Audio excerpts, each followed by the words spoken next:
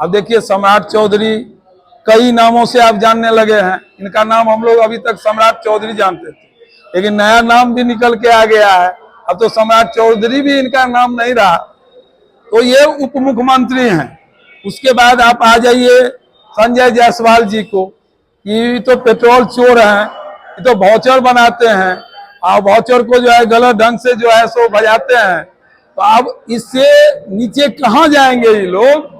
तो ये हम सरकार से मांग करते हैं कि आप इतने भ्रष्ट जो मंत्री लोगों को रखे हुए हैं वो सारे मंत्री जी को इस्तीफा लीजिए और सरकार से हटाइए और उन पर जो है तो सीबीआई जांच कराइए।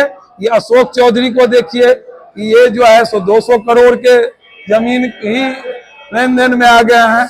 अभी हम देख रहे थे कि उनके प्रवक्ता, जदयू के प्रवक्ता बोल रहे थे कि भाई हम माने हमारा जो नीतीश बाबू हैं वो उन पर कोई उंगली नहीं उठा सकता। ये बात सत्य है कि व्यक्तिगत नीतीश कुमार पर कोई उंगली नहीं उठा सकता है, ईमानदारी में उनका जोड़ा नहीं है।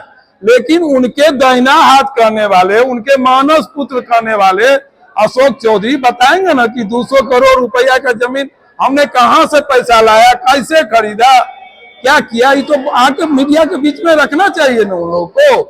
तो यही हम लोग का मांग है मधुबनी जिला से और मधुबनी विधानसभा से कि आप जो हैं तो इस सारे बातों को जो है सो संज्ञान में लेके सरकार और इन लोगों को जो है सो अविलंब पद से हटावे और इस सब पर जो है सीबीआई इंक्वायरी करवाए कि आखिर ये लोग जो है इस तरह का इतना बड़ा बड़ा घपला कैसे किया। ये तो लालू जी को तो छोटा सा घपला था, उससे भी बड़ा घपलाबाज ये लोग निकल गए।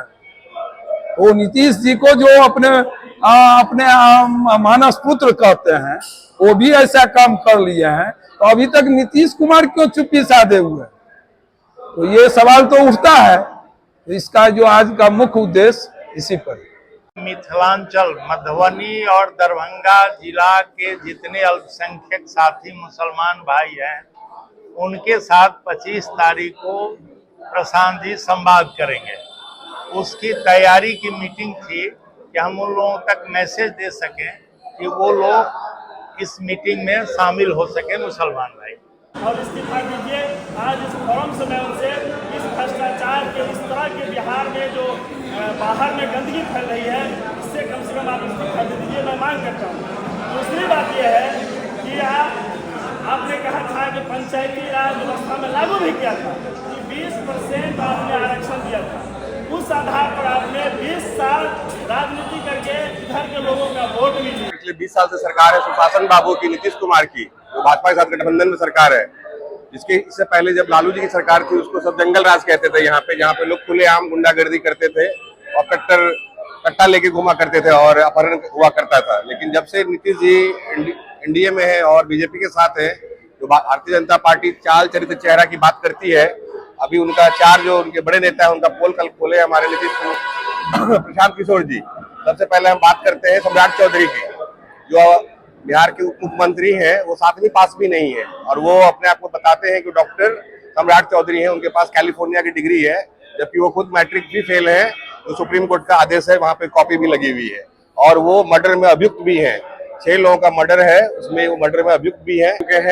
अब दूसरी बार बात करते हैं सर्वदलीय नेता जो हमारे हैं अशोक चौधरी जी।